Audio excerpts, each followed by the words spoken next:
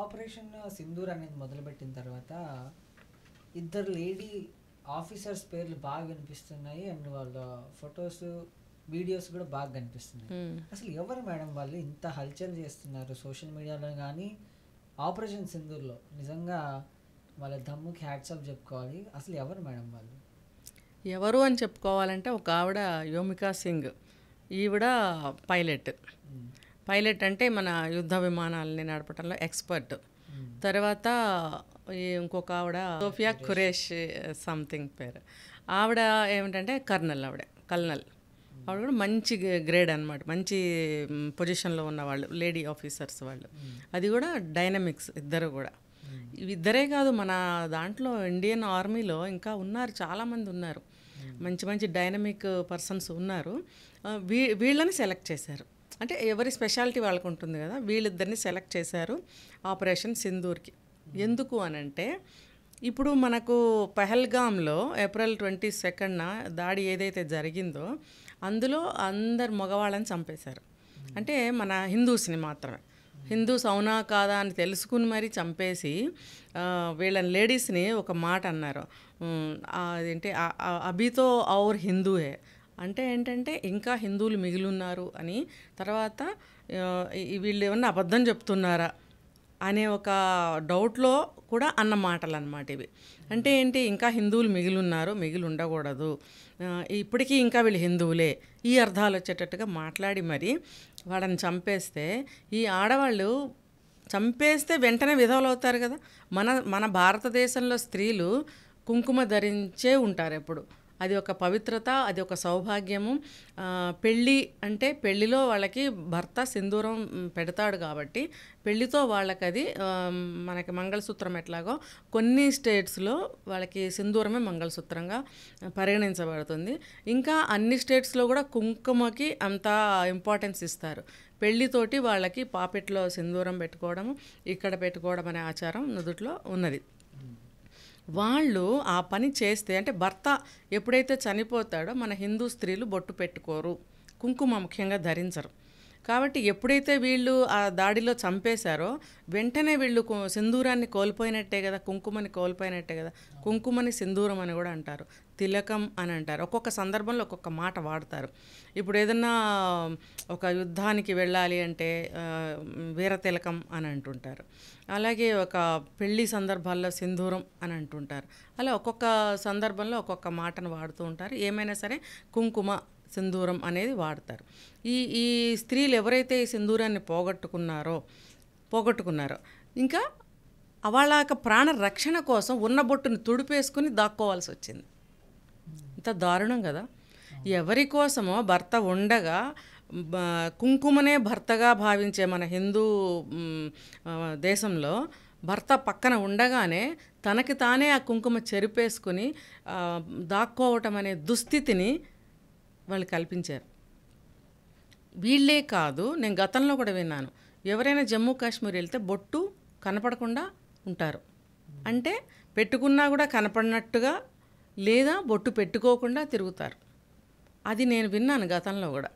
అంటే మన దేశంలో మన ప్రాంతానికి వెళ్ళటానికి ఎవరికో భయపడి మనం బొట్టు తీసేసి వెళ్ళే దుస్థితి కల్పించారు వాళ్ళు.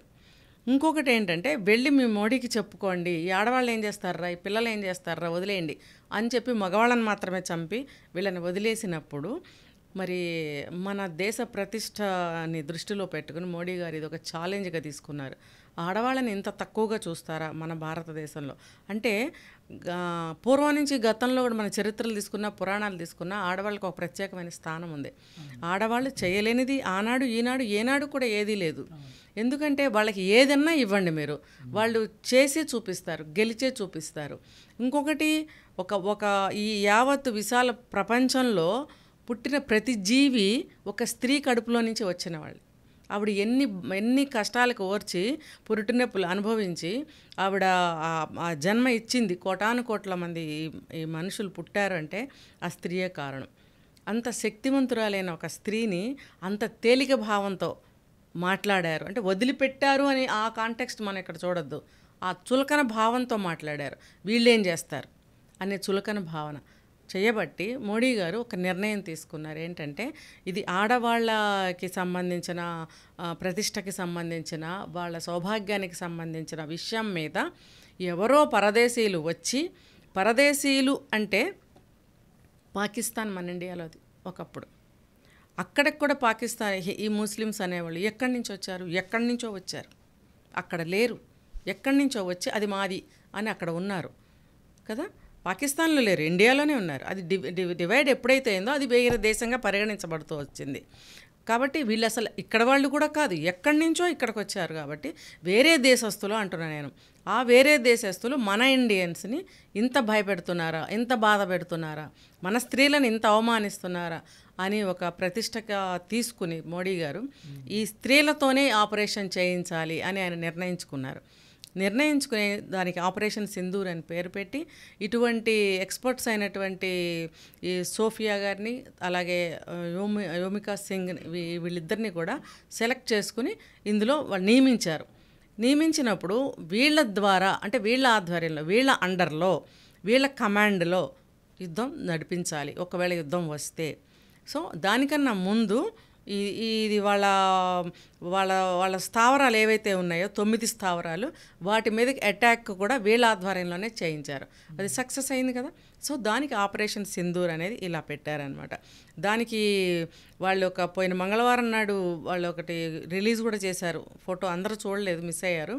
అది సింధూర్ అని ఒక ఆపరేషన్ సింధూర్ అని టైటిల్ పెట్టి దానికి ఒక 2 ఓలు వస్తాయి కదా సింధూర్ అనే స్పెల్లింగ్లో. ఒక ఓలోనేమో సింధూరం ఉన్నటువంటి భరిణ, ఒక ఓలోనేమో కుంకుమం చెదిరిపోయినట్టుగా డిజైన్ చేశారు దాన్ని, ఆపరేషన్ సింధూర్. ఆ ఫోటోని రిలీజ్ చేశారు. సో అది రిలీజ్ చేసిన తర్వాత తెలియని స్త్రీలలో కూడా ఒక దేశభక్తి కానీ, ఆ రోజు పెహల్గాంలో ఇలా జరిగిన మారణ హోమం గురించి కానీ వీళ్ళు బాగా మనసుకు తీసుకుని, ఇది ఒక ప్రిస్టేజ్గా తీసుకుని, ఇది ఒక అవమానంగా తీసుకుని రకరకాల భావోద్వేగాలకి గురి అయ్యి వీళ్ళందరూ కూడా పెద్ద సపోర్ట్ ఇచ్చి దేశం కోసం మేమున్నాము, మేమేమి తక్కువ కాదు అని నినాదాలు కూడా ఇచ్చారు. సో ఇచ్చారు, ఇవ్వాలి కూడా.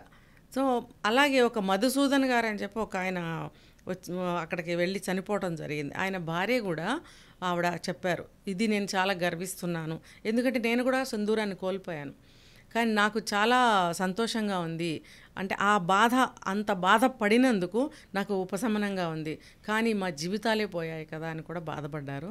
సో ఇదంతా కూడా దేశంలో ఉన్నటువంటి ప్రతి ఒక్క మనిషిని కదిపేసింది ఈ సంఘటన అనేది, అంటే పెహల్గాంలో చంపేయటం అనేది ఉగ్రవాదులు.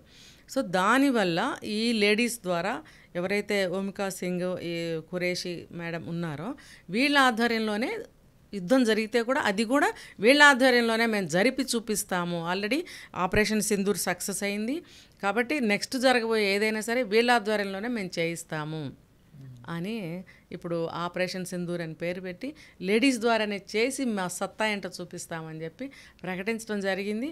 అలాగే చేస్తున్నారు కూడా.